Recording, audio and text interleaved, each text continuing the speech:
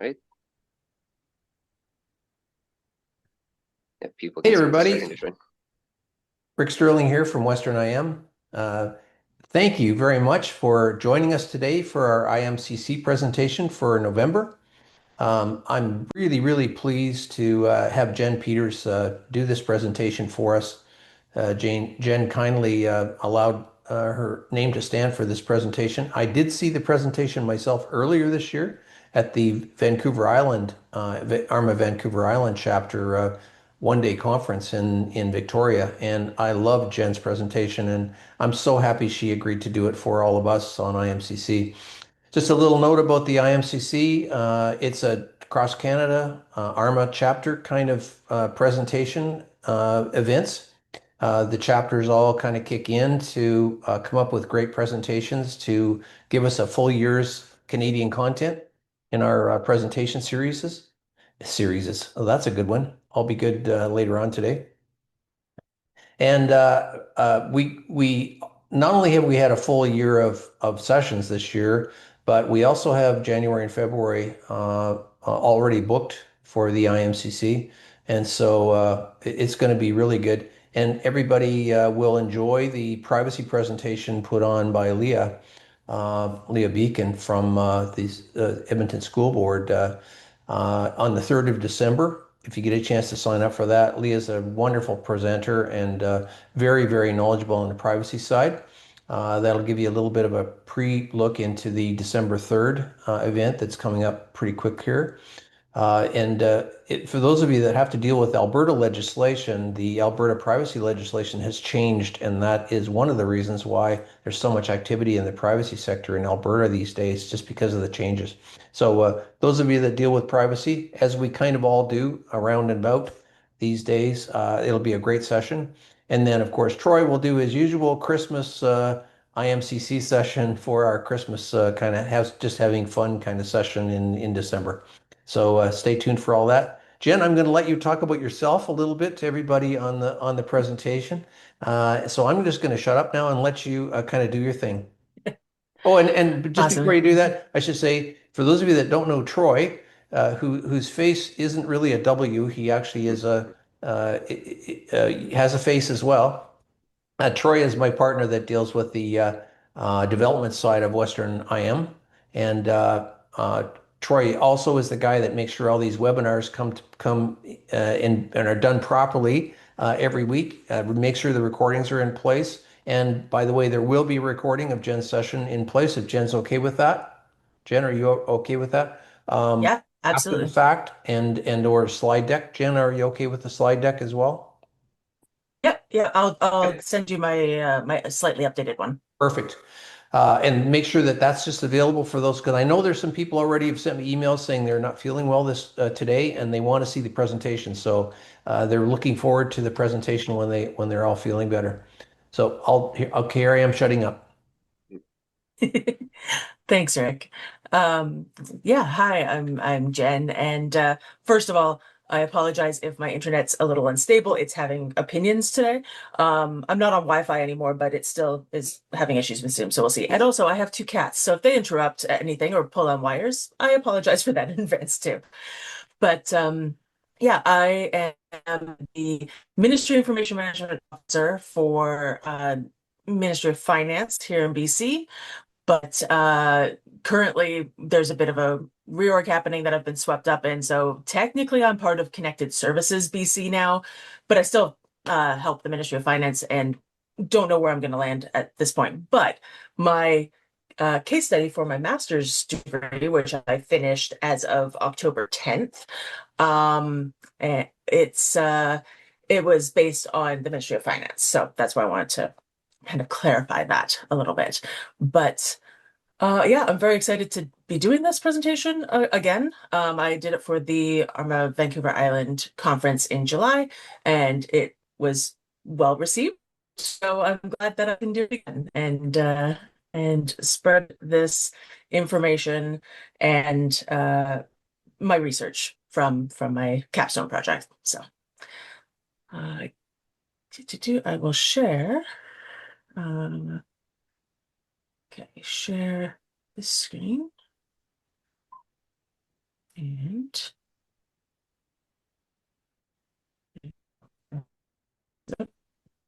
oh, that's fine. I can stay there. I can stay up there. Excellent. I know how to use technology. Rick, we good on seeing the screen there? I can't see Yes. anyone, Yeah. so Can see it fine, Jen. Yep. cool. Thank you. All right. So, uh, you call me here. And I'm going to be sharing the findings of my master's degree capstone project, Remembering to Forget.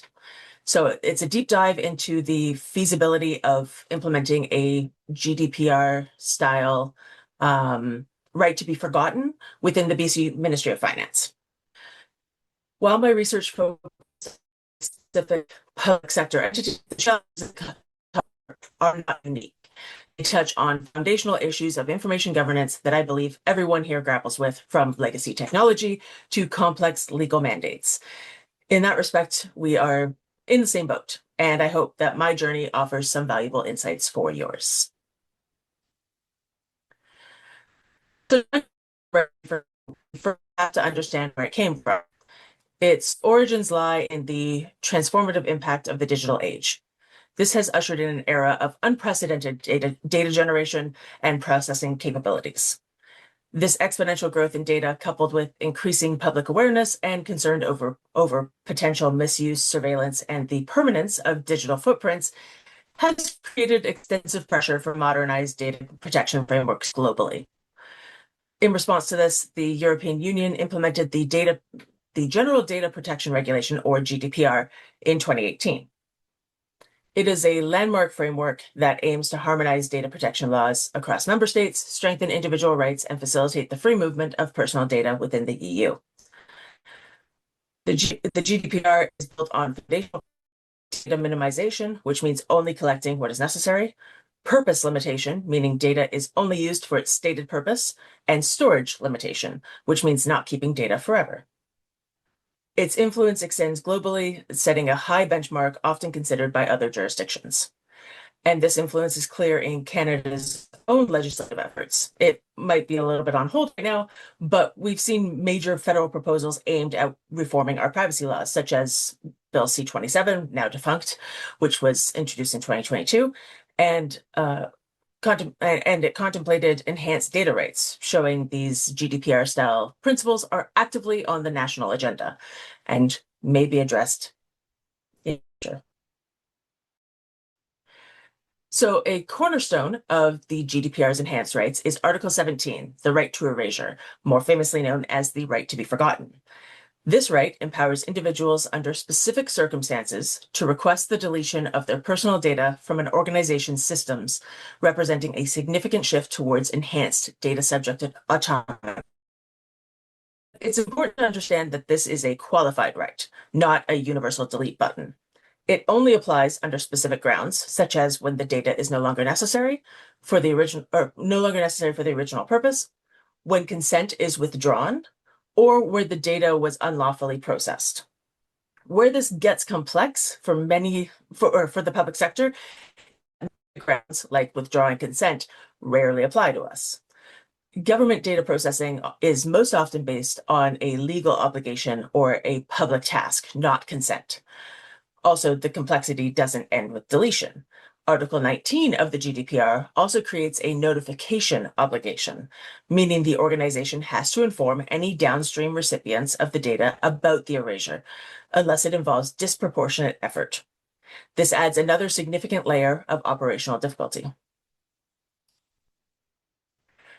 So now that we understand the GDPR more or less and this specific right, we can turn to the central problem that my research investigated. My cats tried to get involved. The GDPR has created a global expectation for greater individual control over personal information held by government entities. But here in British Columbia, public bodies like the Ministry of Finance operate under a completely different Freedom of Information and Privacy Act, or FOIPA, and the Information Management Act, or IA. Jen, Provincial statutes along. Jen, Oh, yep. Sorry, didn't mean to stop you, but Yeah. do you think that we could try maybe you're breaking up a little bit in the presentation. Maybe we could try shutting the video Yeah. down a little. Maybe that will help the internet a Yeah. little Yeah, bit. maybe that'll help. Let's give that a We'll give shot. it a try anyway, hey, just Might to be make it here. sure. There, let's give that a try. We'll give it a try. Yeah, no, Thank you. absolutely. It's hard for me to tell. It's hard for me to tell if I'm breaking up, so thank you for the interruption. Um, let me know if it's getting worse. Um, do, do, do. I am reading from speaker's notes, so when I send the slides, it will have those speaker's notes as well. So you'll at least get to read what I'm saying if anything was missed. But provincial statutes, along with associated record schedules, impose mandatory data retention periods designed to ensure accountability, support audits, meet legal requirements, and preserve records. So this creates a fundamental a direct conflict between the principle of erasing data on request and the legal duty to preserve it. So my research aims to assess the readiness of the ministry to navigate this profound challenge. Now, a critical point that often gets lost in the conversation is that the right to be forgotten is not absolute. Architects understood that public bodies have unique obligations, so the regulation has built-in limitations, particularly for the public sector. Article 17.3 of the GDPR outlines crucial exceptions where erasure is not required. The right does not apply if retaining the data is necessary for complying with a legal obligation, for performing tasks in the public interest like archiving, or for the establishment, exercise, or defense of legal claims. So think about tax records, court documents, or public health data. The GDPR is designed to allow governments to keep these. So the GDPR itself provides a framework to manage the tension between erasure and retention. The problem in our BC context isn't the concept of having exceptions. It's what happens when our entire legal framework is built on retention and a foundational right to erasure doesn't exist to begin with. However, this raises a very important question, and it's one that was central to my research. If we know that these exceptions I just mentioned would allow the ministry to deny most requests, why investigate the feasibility at all? Why does this matter? And the answer isn't theoretical. It's a real story that became the catalyst for my entire research project. The impetus came from a single phone call from a citizen. They had a profile in one of the ministry's billing and payment systems, but their business with us was done. They had no outstanding bills, no pending payments, nothing. For their own data privacy, they wanted the profile itself to be deleted. It was a perfectly reasonable request. Now, based on the exceptions we just discussed, the ministry could very well have a legal basis to deny this request, perhaps citing audit requirements or record retention schedules, but that's not where the story ends. The problem was that we couldn't even get to that answer easily. That one simple request sparked months of internal analysis because we first had to answer a series of more fundamental questions. First, could we technically do it? We had to investigate if the system could even support deleting a single profile without corrupting financial data or breaking other functions. The answer, by the way, to that was no, we could not do that. Second, were we allowed to? Answering this required reviewing the complex web of retention schedules that aren't designed to handle data in databases. They were meant for paper records in file cabinets, as I'm sure lots of us are familiar with. And while the world has moved on, many of the information schedules in government haven't. The answer to this one was yes. And the business area decided they wanted to investigate how to implement something like that. So third, of course, what would it cost to implement such a feature? This is why the feasibility matters, even when exceptions exist.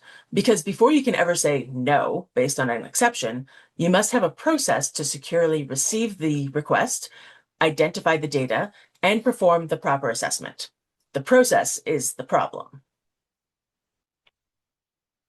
So to assess readiness, I knew I had to look beyond the law books and understand the real-world operational context. I used a mixed methods approach to build a comprehensive picture. So I performed a deep analysis of the governing framework, including the laws, policies, various information schedules like the Operational Records Classification Systems, or ORCs, and detailed system documentation for various ministry systems. Hands-on that might give me insight into technical limitations of systems without having to deep dive into those systems and request access and all sorts of other complicated things. But the core of my research came from speaking with the experts on the ground. So I spoke with several ministry stakeholders, from senior leaders providing strategic oversight to technical staff who support the systems and program analysts who use the data every day. This triangulation of data, comparing the official policies to the operational realities described by staff, allowed me to conduct an integrated gap analysis and pinpoint the specific shortfalls preventing readiness. So what did I actually find? Now, my assessment was incredibly consistent. It became clear that the feasibility challenges don't stem from one single problem that can be easily fixed, as I'm sure most people guessed. Instead, my findings showed a complex web of profound and deeply interconnected barriers.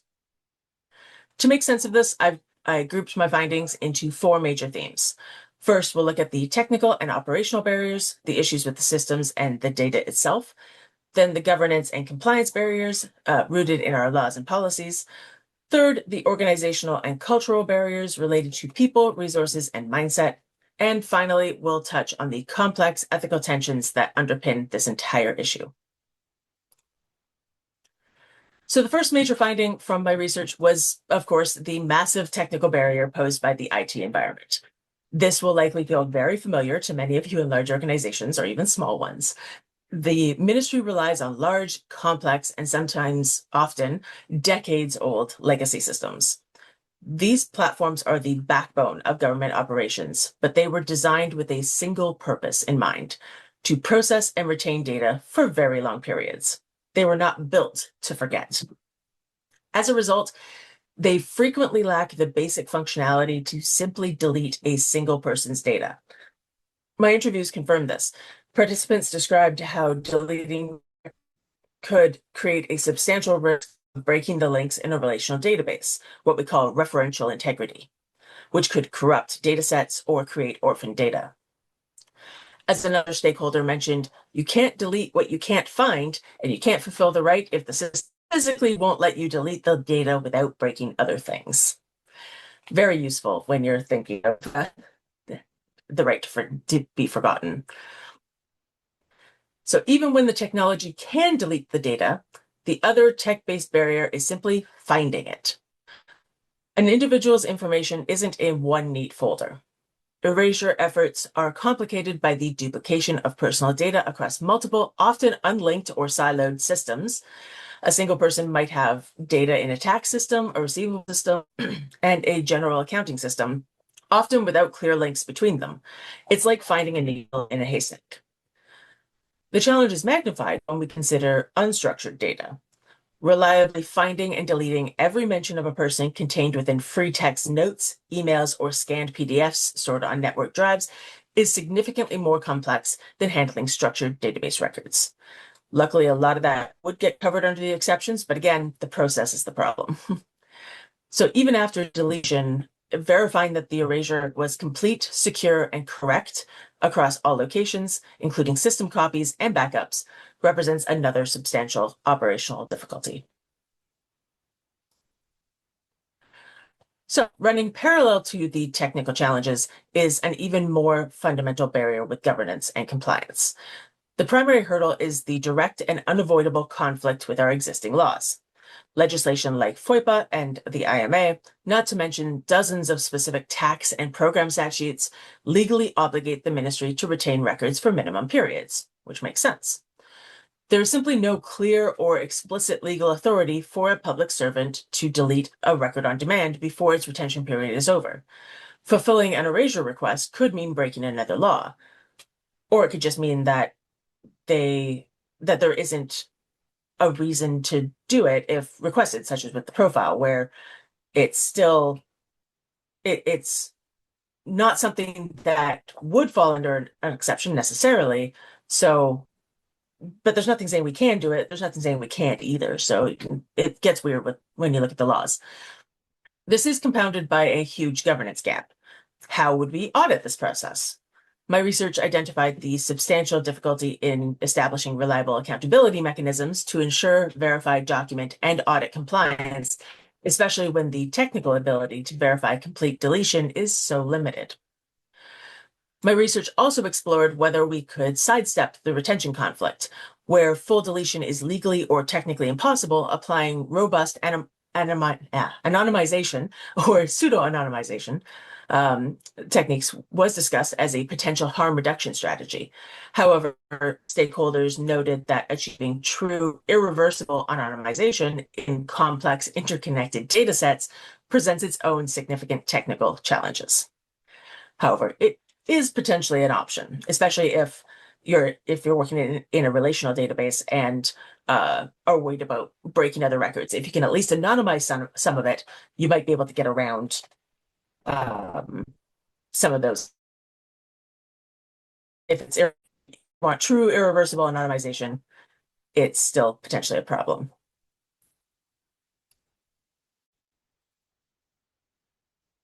The governance challenge is further complicated by cross-border data flows, especially these days. Data stored in Canada is not automatically safe.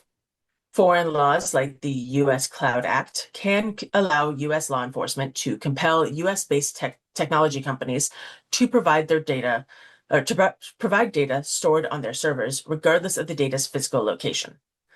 This highlights the critical difference between data residency, which is simply where data is physically stored, and data sovereignty, which is the concept that data is subject to the laws and governance structures of the nation in which it is collected. Risks from other U.S. laws like FISA Section 702 also permit access to non-U.S. person data held by U.S. providers, fueling concerns about ensuring Canadian data remains under Canadian legal control.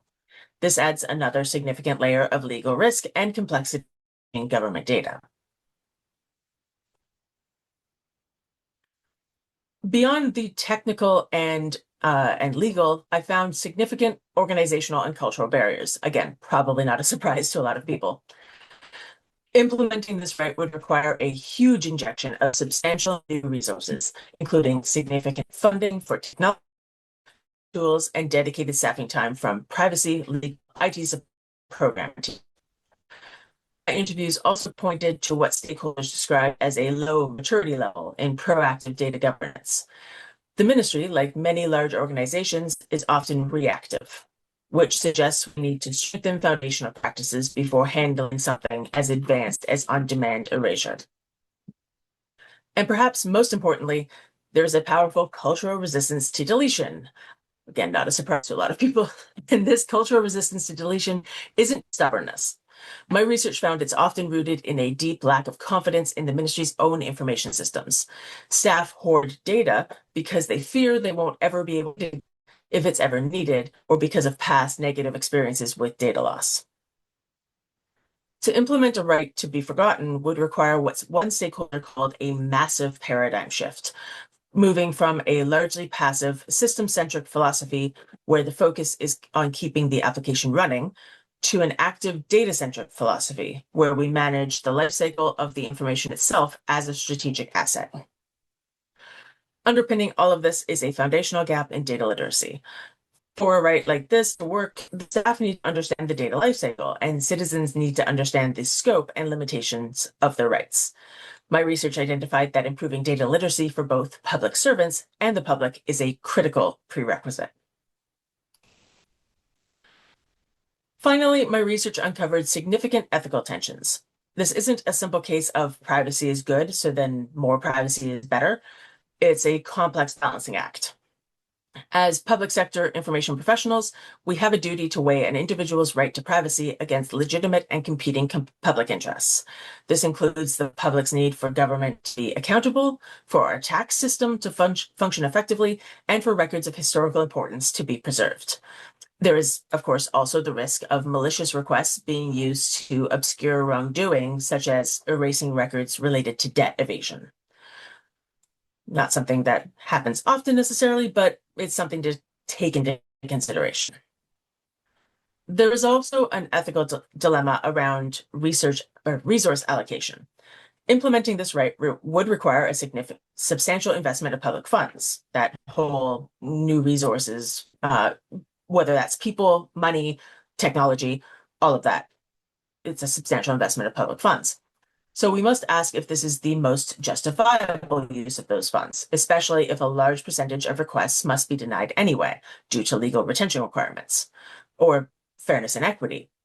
Any process must be designed to be accessible to all citizens, regardless of their technical skills or resources, to ensure the right isn't only available to the most privileged or tech savvy. And there's also the imperative to be transparent. Offering a right that cannot be reliably fulfilled due to technical and legal limitations could create unrealistic expectations, leading to public frustration and a loss of not an increase. So a critical ethical and legal consideration that must be woven into this discussion is, of course, Indigenous data sovereignty. This is the recognition of the inherent right of Indigenous peoples to govern the collection, ownership, and application of their own data.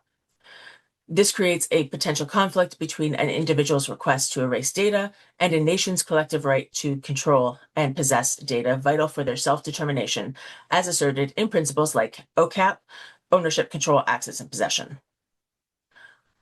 The province's commitment to reconciliation requires that data management practices be guided by frameworks like the UN Declaration on the Rights of Indigenous Peoples, UNDRIP.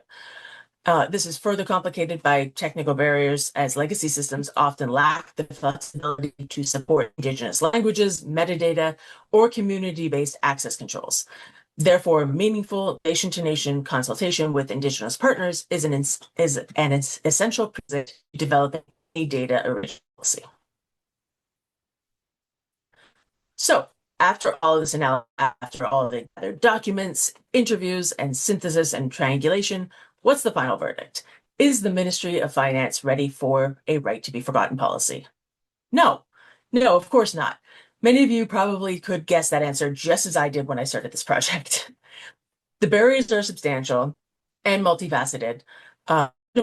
Legal barriers exist, from direct conflicts with our provincial retention laws to unresolved sovereignty issues. A deep technical incapacity is rooted in our legacy systems, and the complexity of our data land is designed to remember, not forget. And profound organizational gaps in resources, workflows, and culture are compounded by the complex ethical challenges I just discussed. This leads to the most important conclusion of my entire project. You cannot successfully implement an advanced and complex data right like this on top of a weak foundation. Addressing these foundational gaps is the essential, non-negotiable prerequisite before readiness can be achieved. And before the path forward and recommendation that my research uncovered, I want to emphasize the single most important takeaway from my research. The process required to reliably manage a potential erasure request constitutes a core feasibility barrier in and of itself, completely separate from whether a record is ever actually deleted. Think about what this means. Even if legal exemptions for things like tax administration or audits allowed the ministry to deny 99% of all requests, it would still need the organizational and technical capacity to flawlessly manage the process for every single one. Verifying a person's identity, locating all their data across a labyrinth of legacy systems, performing a rigorous legal assessment against multiple statutes, and creating a defensible audit trail to justify the decision. This operational burden is immense. Understanding this is absolutely critical because it tells us that the true hardship for the organization is not just the final act of deletion.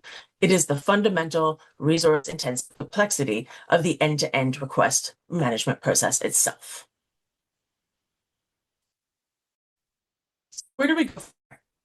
My primary recommendation is not to rush towards implementing a flawed policy. We know that's probably where we'll end up because that's how things seem to work, but cats. Sorry, they're playing right at the base of my stand. we know that's probably how things end up because that's how things seem to end up. But my recommendation is, of course, focus on the foundation first. For everyone here, we need to get better at the basics of data governance. This means we need to prioritize and resource foundational improvements in data governance maturity. We need to strengthen the core framework by building comprehensive data inventories so we know what data we have and mapping our data flows so we know where it is and how it moves. We need to establish clear ownership so someone is accountable for it. And we need to foster a data-centric culture through targeted training and sustained executive commitment. This isn't glamorous work, but it is absolutely essential.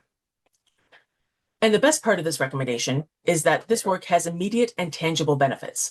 It improves our security posture, it enhances our compliance with the laws we already have, and it builds public trust by demonstrating responsible data stewardship. So strengthening the foundation is step one. But if down the road legislation changes and we are mandated to implement a right like this, a multifaceted strategy will be required. Legally, the conflicts must be resolved through a thorough legal review and likely administrative amendments that create clear authority and, crucially, very explicit exemptions for our public sector needs. Technically, there must be a funded long-term commitment to modernizing our legacy systems and to embedding privacy and security by design, including deletion capabilities in everything new that we build. And best people and our culture. That means securing the necessary dedicated resources, implementing comprehensive training, and driving a sustained change management effort backed by strong leadership to build a culture that values proactive data lifecycle management. I know I'm asking for the world here, but if we were to do this right, this would be the ideal. We'll see how far we get. But to wrap up, I just wanted to leave you with a few key takeaways from my research journey. First, the conflict between on-demand erasure and mandatory retention is real and must be acknowledged as the primary barrier for any public sector body, though this can be managed through well-crafted exceptions. Second, achieving readiness is not a simple fix. The barriers are deep and foundational, spanning law, technology, process, and culture. And the most important message, and the one I'm sure you're all well aware of, is that the path forward is to focus on strengthening the foundation of good information governance. It is the essential prerequisite to tackling any of these advanced privacy challenges. And finally, this is why conferences and sessions like this are so important. My case study is specific, but the problems are universal. By sharing our expertise and our stories, we can all learn to navigate these waters more effectively. Thank you very much. And I have a little QR code to my LinkedIn there and my email, and I'm happy to share a modified version of my report. If anybody is interested, you can feel free to email me to provide slides there with the speeches. And yeah, well, I don't know if we have, stop sharing. There we go. I'll turn my camera back on. Yeah, thanks, Jen. Well, great presentation. We had a little bit of a breakup on the internet there along the way, Jen, but wonderful topic for discussion. I don't know about the rest of you, but this has been an issue that I have thought about for the last, well, many years now. Being an IT person and also a 30-year records and information management person as well.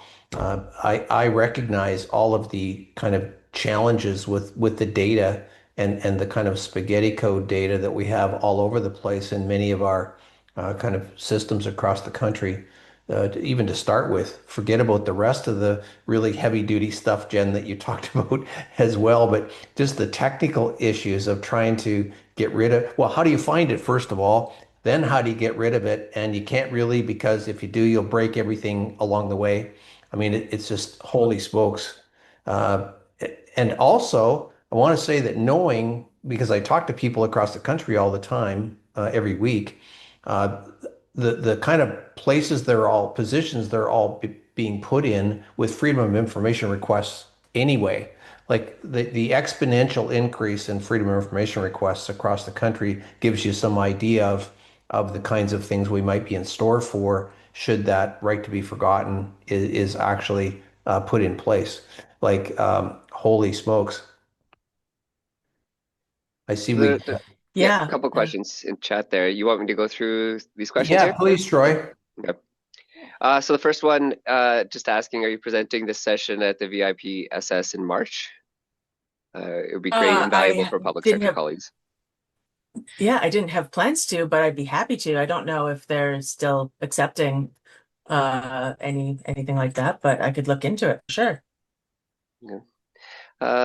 I wonder if you could address the topic of privacy by design and the notion of building in systems to anonymize the data.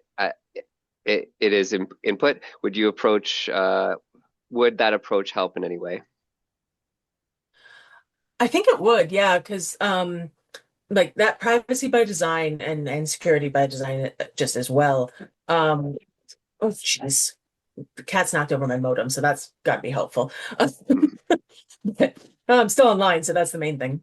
Yep. Um, but yeah, privacy by design, security by design definitely is where things need to go in terms of building new tech. And if you built in to the system itself to anonymize the data as its input, that's a potential way to deal with things. The only issue there, I think, would be whether it's, for one, irreversible, and for two, whether you need the data to not be anonymized in the first place. Like it would really be dependent on the system and what information you're taking in. But I could see that definitely helping for sure. Okay, actually, just another question I kind of had too. When you were going Yeah, through that, I know you'd mentioned kind of some of the places where this comes up, where the obvious one is, hey, we can't delete your profile because we have requirements for taxes, right? That's the pretty yeah, straightforward one. Is that, hey, Troy, I can't delete your file because I have an obligation to keep my receipts and invoices for you for the next 7 years. Can't get rid of that stuff. And the Is there CRA any? says yeah. can't do that. Yeah. Is there any other kind of areas that came up that other people might, make them aware of other places where that you've seen that come up where it was that link to certain types of records? Um, I'm not sure Uh, if I can remember any off the top of my head, but well, one that I kind of ran into over the yeah. years was some stuff around contractors actually and Mm, engineering, like drawings and technical specifications that, we have this building, we can't, but the contractor has some legal thing that they don't want their, data out there. But it's like, well, as long right. as we own this building, we have to keep this. So that's another place I've seen it come up as well. I was just wondering. That's true. Yeah. That's a good one. And like when you look at FOIPA and how it handles like third party proprietary information, that at least helps with some of that in terms of if the company, doesn't want their stuff spread around or whatever. But yeah, it would definitely be like if they ask you to delete it, it's like, well, no, we can't because we have to hang on to it. Um, there's probably a lot in uh like Ministry of Children and Families, like children's records and stuff like that Yeah, that people might want to have deleted because, their kids' names are in the system or whatever, and they just can't because the government has to keep track of them for whatever reason. Yeah. Um, or health is another big one. Finance was just pretty obvious because yeah, taxes yeah, and all of those types of things. So yeah, there's yeah, a lot of exceptions, and I know I can't remember off the top of my head what the GDPR has exceptions for, but it's basically like legal and financial reasons. yeah. So yeah, if there was a court case with the government or something like that, and then the people who were on the other side of that wanted their information deleted, it's like, well, we can't delete this because it's a legal court case that, yeah, stuff like Yeah, that. Family and Children's Services in Alberta actually had a legislated retention period of 100 years. Yeah. Yeah. There's a comment here from Lee. Appreciate the work you've done we've done really well in implementing retention schedules for paper records and adhering to them, but we have not been very good at transferring these principles practices to the digital records electronic systems. Yeah, and one of our That is point, and very, very common. I'm sure everybody kind Um, of feels that. Yeah, yeah. and actually, I have a meeting next week to talk about the changes that are coming to the BC information schedules, and to actually talk about data and how to incorporate them into the new schedules. So that's going to be interesting. Well, we're hoping that they're open to suggestion and whatnot for that. So we'll see if that helps in any way. Jen, let me ask you a question. Yeah. We've been kind of focused on data things in the last couple of IMCC presentations. One from the federal government of Canada, from the folks from the federal government of Canada, and the other one from Sean in the city of Edmonton, actually, who was the data person and had actually been working with the Records and Information Management Group as well. But I'm seeing kind of a disconnect across the country with data people and potentially the Records and Information Management Group. So what's your kind of assessment? We have to obviously try and focus on getting together to make sure some of these things happen. Have you got something to say there? Yeah. Yeah, no, for sure. Part of the reason I did this capstone project was because in my master's degree, actually, I did it for almost every course where I had to write a paper. There was almost zero data management in my master's degree in information management. There was a little bit, but almost zero. And so every single course, whenever I had to choose a topic to write about, I would choose something on data management because I wanted to teach myself that.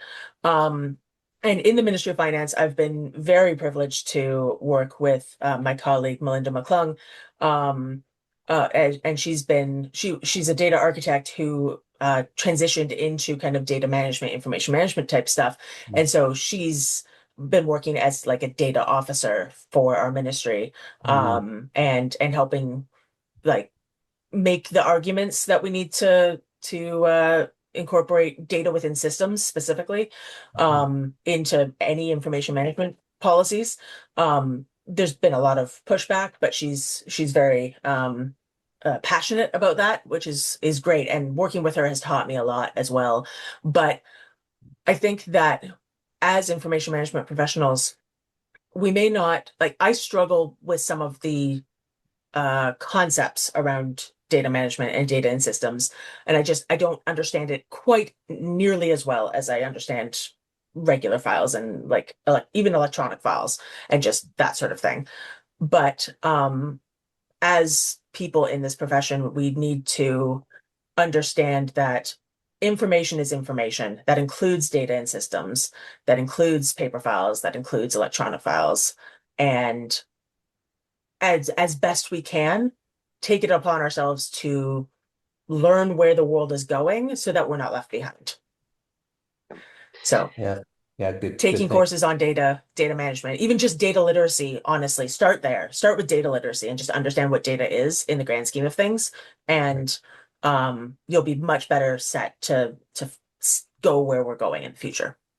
That's I am I'm going to be on the information governance implementation model group that's going to tackle the next 3.0 version of the IGIM with ARMA International, and I for one am going to be presenting or bringing with me this thought that we have to bring data into this whole mix of information as well for the information governance side of the house. So I'm looking forward to kind of bring that forward into the group next in our next round.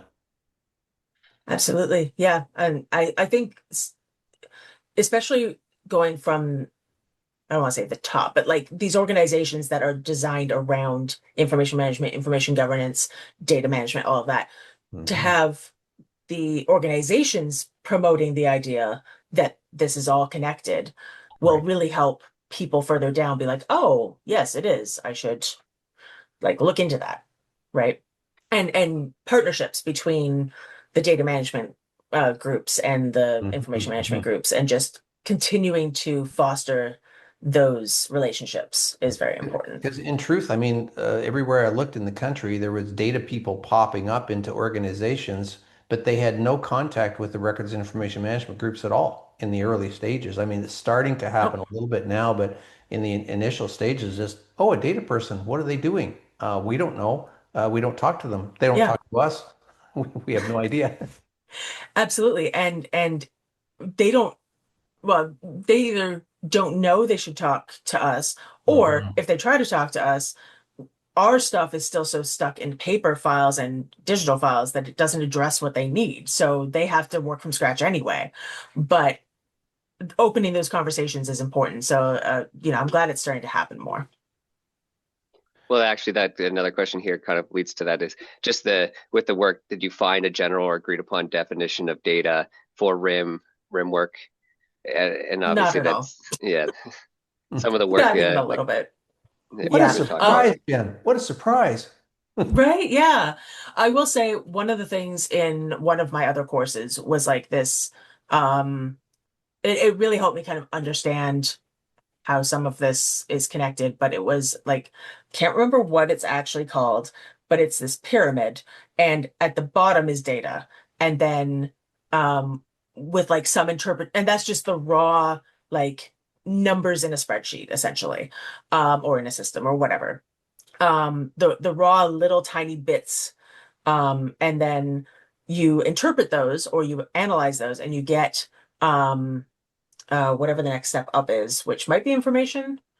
I feel like there's a fourth step that I'm missing somewhere in there. But anyways, the gist is that it goes like data and then you interpret it a bit and then it's information, and then which goes with everything else. Like all of our electronic files technically are built with bits of data in some way. We just don't interpret it in our brains that way. Like even if you write a paper on something, you've got data that you're using to do that if you break it down to its smallest bits.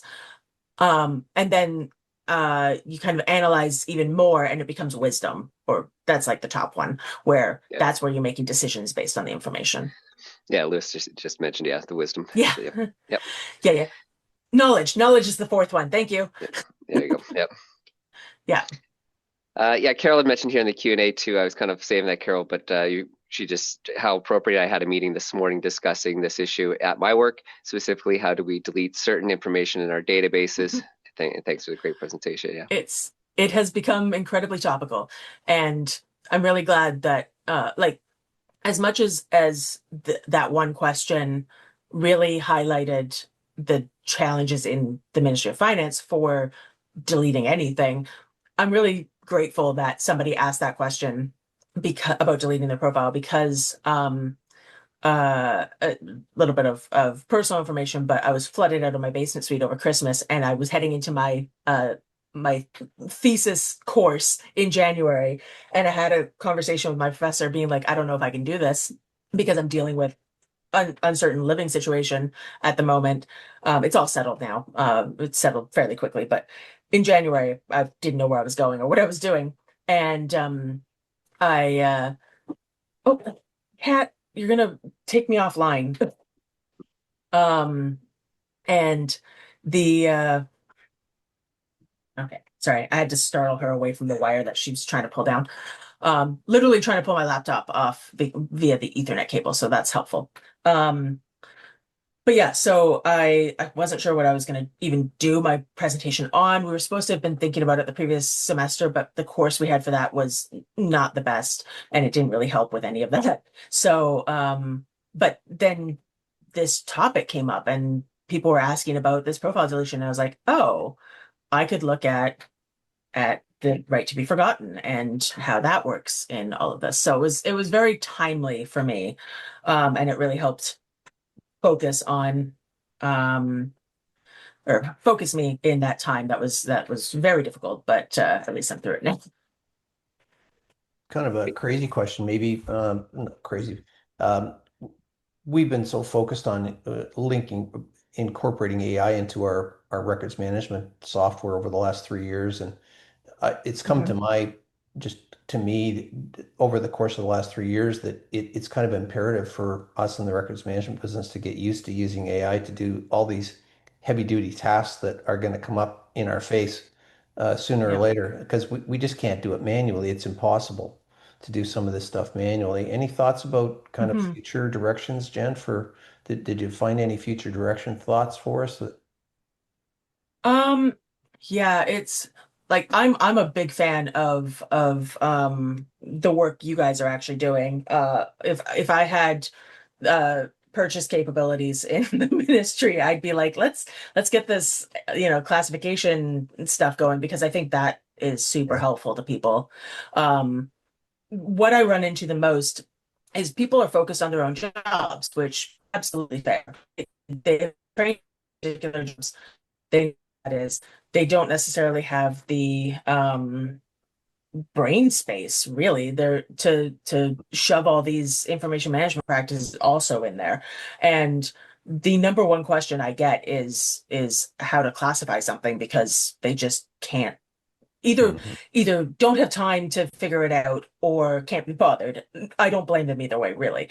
But the there are fewer of us than I feel there needs to be, which is often the case, in order to be like particularly effective. And so having stuff like AI and having uh essentially another brain to figure out stuff like classification um or even just I had an idea once about some sort of AI based tool where you would get just like it would read a document and it would give you like here are the top three suggestions for classification for this document or whatever, right? And you need a human to review that, but it helps to have that other brain where you don't have to sit there and read a thing and understand it and like compare it against other things um to really determine, what the classification is.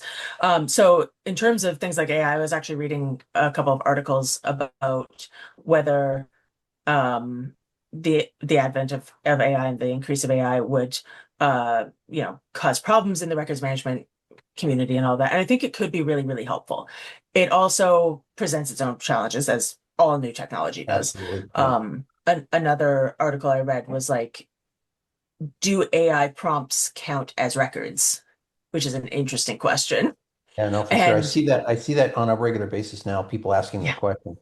The yeah, exactly. thing that came up in your discussion there that was kind of it made me think more about some of the things we're doing is we've been doing some projects for people on auto redaction. Well, I wouldn't call it auto redaction, call it draft redaction of information using AI.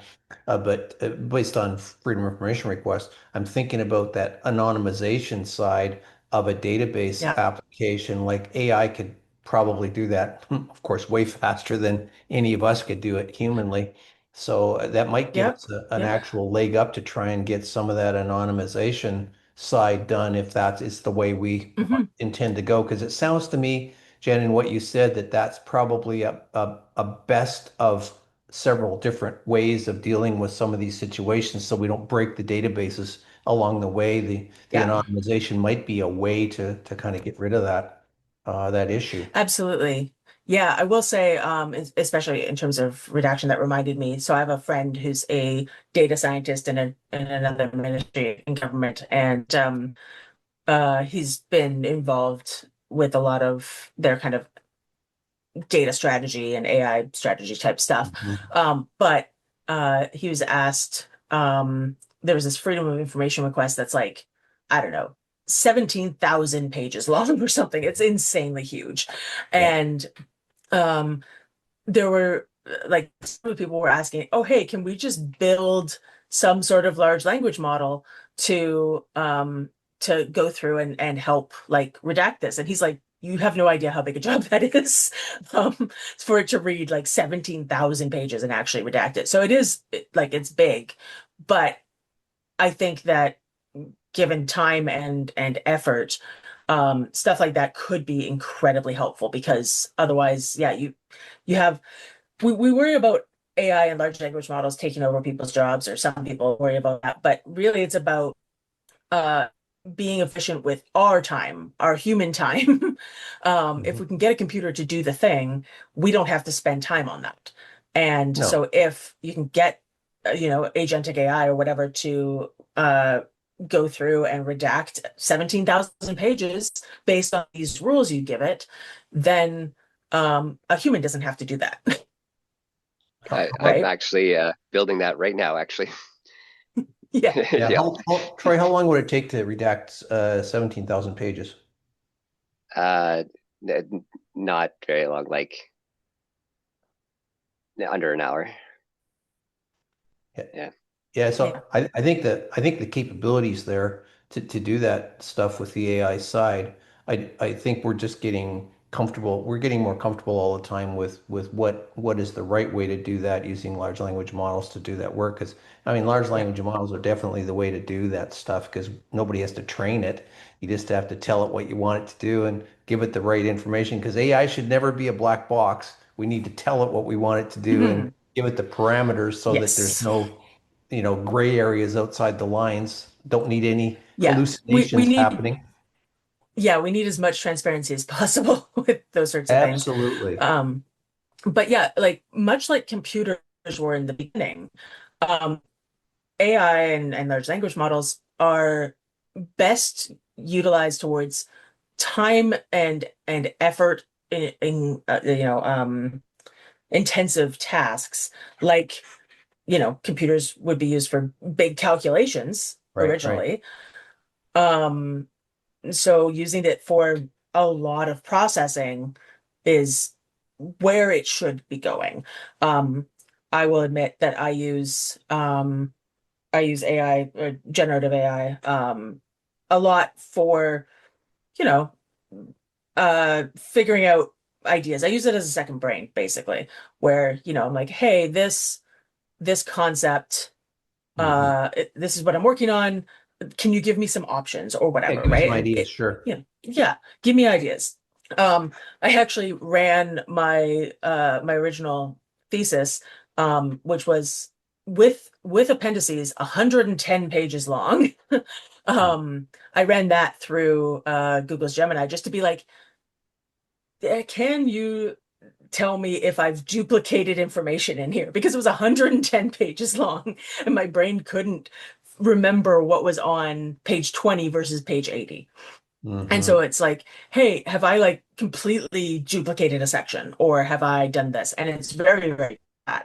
Um, and it was very helpful in that case. And it could read through 110 pages very quickly and tell me if I, was out to lunch in some way.